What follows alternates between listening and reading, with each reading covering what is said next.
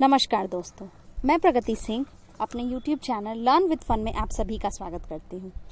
मैं अपने वीडियो को स्टार्ट करने से पहले कुछ बोलना चाहूँगी कि आप मेरे वीडियो स्किप करके ना देखें। वो बहुत ही छोटे हैं, बहुत प्रिसाइज हैं और बहुत ही नॉलेज वाले हैं। So it's very easy for me कि मैं उस वीडियो को 1 घंटे भी कर सकती हूँ, but I think it will be very boring. और हम लोग के पास सारे नॉलेज है। It's time to gather with और फिर उसको आप अच्छे से रिविजन कीजिए। और इस पे आप देख सकते हो कि आज जो डेट है वो मई 17 है। So what is the relevance of this date in history. तो इसमें 2 चीज़ें हुई थी। सबसे पहले जो है वो 1749 में चेचक के टीके का आविष्कारक जो था वो एडवर्ड जेनर था, उनका जन्म हुआ था। यानी स्मॉल पॉक्स का जो वैक्सीन था वो इन्होंने ही बनाया था और इनका जन्म आज ही के दिन 17 मई 1749 में हुआ था। जो दूसरी इन्फॉर्मेशन है वो आज ही के दिन एक और हुई थी, वो थी 1792 में, यानी 17 में 1792 में न्यूयॉर्क स्टॉक एक्सचेंज की शुरुआत हुई थी। सो ये आज के डेट का रेलेवेंस था। अब आप यहाँ पे देख सकते हैं कि मैंने सोशल स्टडी में, वो भी पेडागॉजी के सेक्शन में, ये ब्रेन हेल्थ के बारे में, जो कि जैसे ये vitamin E, sport, healthy food, mental exercise, pure water, oxygen, healthy sleep, ये सब मैंने ये क्यों डाला? वाई? बिकॉज कि आप कुछ भी पढ़ने से पहले, वो सब्जेक्ट कुछ भी हो, साइंस, सोशल साइंस, मैथ्स और एनीथिंग एल्स, जो भी सब्जेक्ट हो, आप कुछ भी पढ़ने से पहले first you have to concentrate your mind and second your mind should be healthy. So आप कुछ भी जब पढ़ने जा रहे हो तो आपका माइंड बहुत ही कॉन्सेंट्रेटेड होना चाहिए, बहुत मोटिवेटेड होना चाहिए। और motivated mind can be a good master. तो ये ऐसे चीज होती है। एक है कि take risk in your life, if you win you can lead और if you lose you can guide. So ये मैंने किया है। तो आप जब भी पढ़ें, मेरे वीडियोस बहुत ही शॉर्ट होते हैं तो बहुत इंटरेस्टिंग होते हैं, तो आप उसको विदाउट स्किप किए ही पढ़ें। और जब भी पढ़ें इंटरेस्टिंग वे में पढ़ें, बहुत अच्छे से पढ़ें। और एक अभी नेक्स्ट में एक और स्लाइड है, उसमें एक ब्रेनस्टॉर्म एक टर्म है, आई थिंक ब्रेनस्टॉर्म, और इसमें कैसे दिया हुआ है कि ये ब्रेनस्टॉर्म एक मैनेजरियल टर्म है जो कि हम लोग कॉमर्स में पढ़ते हैं, आई थिंक। और ब्रेनस्टॉर्मिंग, अ टर्म ब्रेनस्टॉर्मिंग का क्या मतलब होता है? मतलब कि ये नहीं होता है कि स्टॉर्म आ जाना, आधी नहीं, नो, ब्रेनस्टॉर्म आई मीन कि आपके दिमाग में इतना सोच दो कि आपके दिमाग में तूफानी जो दिमाग कहते हैं ना, जिसमें कि आप अपने क्रिएटिव आइडियाज को, आप अपने एक्सपेरिमेंट्स को बाहर लाओ, that is called brainstorming. So when ever you read, आप जब भी पढ़ें उसको, बहुत किसी भी टॉपिक को, किसी एक छोटे टर्म को भी आप जाइए, उसे सर्च कीजिए, तब पढ़िए। So that is called brainstorming हमेशा बिजनेस में यूज होता है, ताकि जितनी भी कंपनीज हैं वो अपने डिफरेंट क्रिएटिव आइडियाज से, अपने एक्सप्लोरेशन से, अपने और व्यूज से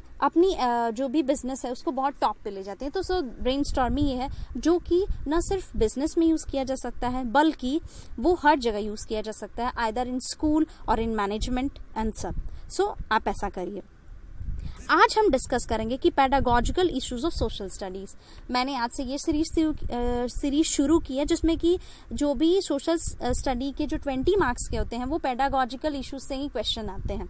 सो उसका सिलेबस क्या है? तो उसका फर्स्ट पॉइंट है कि concept and nature of social study, यानी कि सामाजिक अध्ययन की अवधारणा और उसकी प्रकृति क्या, उसका नेचर क्या है। तो उसमें हम लोग डिफरेंट कॉन्सेप्ट पढ़ेंगे। देन सेकेंड है कि classroom process, activities and discourse, यानी कि कक्षा प्रक्रिया, गतिविधियां एंड प्रबंधन।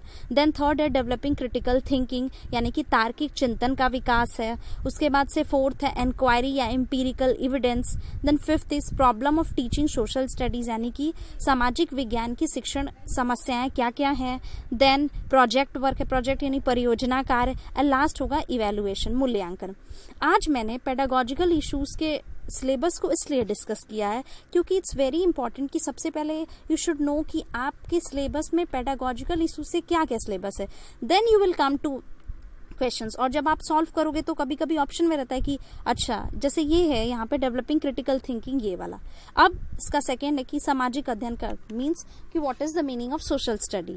सो textual meaning of social study is the study of society, यानी कि अगर किताबी भाषा में बोला जाए तो सोशल स्टडी का मतलब होता है कि सोसाइटी, समाज का अध्ययन ही सामाजिक अध्ययन है। और दूसरा है कि social study is a wide term which includes all aspects of society.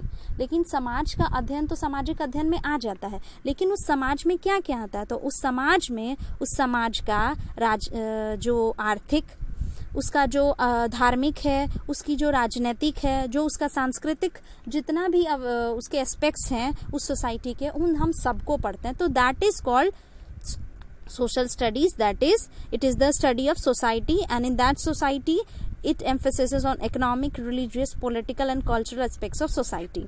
अब कोलंबिया इंसाइक्लोपीडिया में सोशल स्टडी की डेफिनेशन या साइंस की डेफिनेशन ये दी गई है कि it refers to the study of human and his relation with society, यानी कि उस मानव की हम पढ़ाई करते हैं और उसका रिलेशन एक सोसाइटी के साथ, इसका विद सोसाइटी के साथ कैसा होता है, उसी को हम सामाजिक अध्ययन कहते हैं। दूसरी बात आती है कि अब relation of SST with other subjects. अब सामाजिक अध्ययन का अदर सब्जेक्ट्स के साथ क्या क्या रिलेशन है हम लोग उसमें पढ़ेंगे। तो उसमें सबसे पहला पॉइंट मैंने लिखा है लैंग्वेज।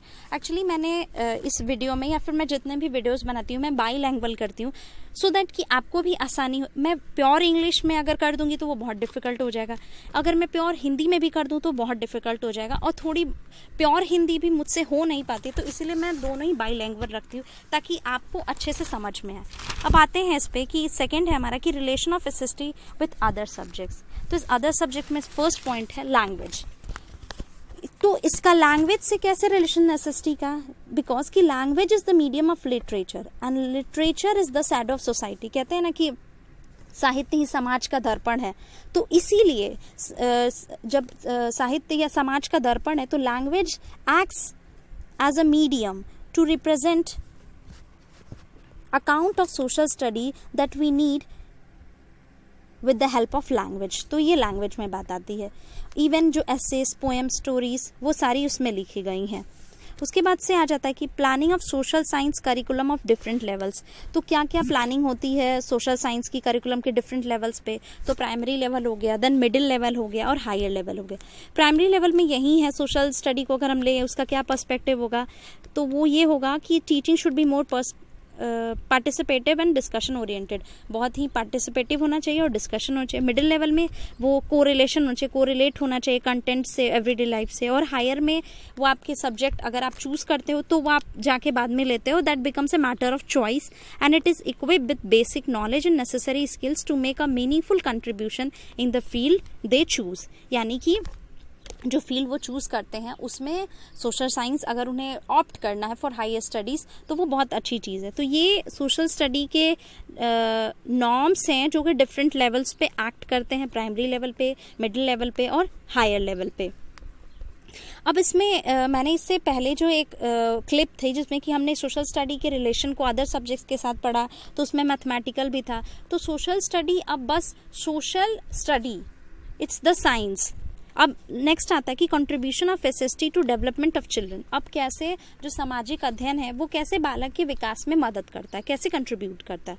तो उसमें क्या मैंने फर्स्ट पॉइंट लिखा है, मैंने लिखा है कि डेवलपमेंट ऑफ नॉलेज स्ट्रक्चर, यानी कि उस बालक की जो भी नॉलेज स्ट्रक्चर है उसमें उसका डेवलपमेंट करता है। कैसे, क्यों the subject is study through content based on facts या information related to human beings and the environment in interspace context. क्योंकि कोई भी जो मानव है वो अपने एक स्पेस में रहता है, यानी कि वो इंटर रिलेटेड रहता है एनवायरमेंट से, तो उसमें जो भी फैक्ट्स एंड फिगर्स है उसके बेस पे ही उसे पढ़ाया जाता है। So it helps in the development of knowledge structure. दूसरा है कि development of relevant understanding. Relevant का अंडरस्टैंडिंग का मतलब क्या हो कि understanding related to the organised set of facts that is required. यानी कि उसमें रेलेवेंट अंडरस्टैंडिंग में ये चीज़ हो जाएगी कि अंडरस्टैंडिंग तो होगी लेकिन वो ऑर्गेनाइज्ड सेट ऑफ एक मतलब उसको ऑर्गेनाइज्ड किया रहेगा फैक्ट्स और फिगर्स को।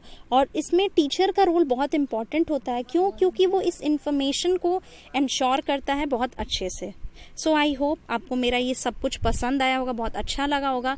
और आपको जो भी सजेशन देना है वो मेरे आप कमेंट बॉक्स में करिए, मुझे बहुत अच्छा लगेगा पढ़ के। और मैं ये चाहूँगी कि आप लोग मुझे बहुत मोटिवेट करें ताकि मैं और नेक्स्ट इन सब की सीरीज़ बनाऊँ। और आपको जो भी है, आप अपने सजेशन, आप अपने कमेंट्स, या फिर आपको ये लगता है कि नहीं इस वीडियो में कुछ और भी इंक्लूड किया जा सकता है, या फिर आपको कुछ ऐसी चीज़ें हैं जो कभी कभी नहीं समझ में आती हैं, वो भी आप मुझसे पूछ सकते हैं।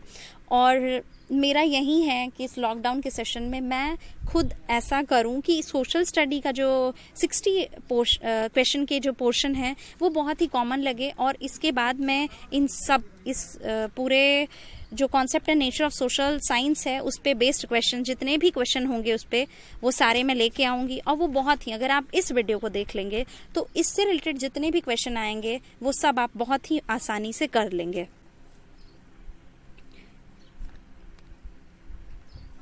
So that's it for the today. और इसमें हम एक और चीज़ थी, तो आप इस वीडियो को लाइक, शेयर एंड सब्सक्राइब कीजिएगा।